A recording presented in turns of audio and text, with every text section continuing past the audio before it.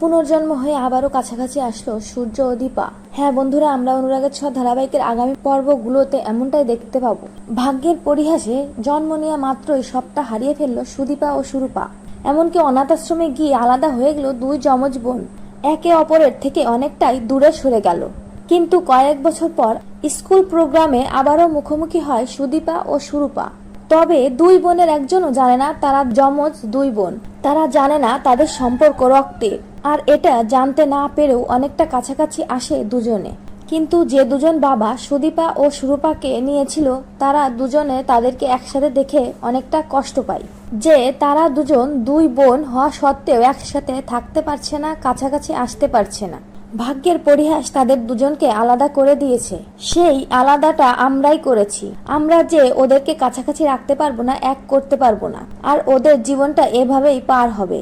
আর এভাবেই কেটে যায় কয়েক বছর। বড় হয়ে যায় সুদীপা ও সুরূপা। সুদীপা নিজের স্বপ্ন পূরণের দিকে এগিয়ে যায়। মেডিকেল কলেজে চান্স পায় সুদীপা। কিন্তু মেডিকেল কলেজের প্রথম দিনেই নতুন চমক ঘটে। মুখোমুখি হয় অবিকল দেখতে সূর্যের মতো বিক্রমের সাথে। বিক্রমের সাথে দেখা হওয়া মাত্রই ধাক্কা খেয়ে পড়ে যেতে গেলে সুদীপাকে ধরতে গেলে বিক্রমও সুদীপার উপরেই পড়ে। একে অপরকে দেখে চোখ ফেরাতে পারে না দুজনের কেউই। ঠিক সূর্য ও দীপার মতো নতুন করে সুদীপা ও বিক্রমের মধ্যে ভালোবাসা শুরু হয়। তো বন্ধুরা, সূর্য ও দীপার পুনর্জন্ম হলো।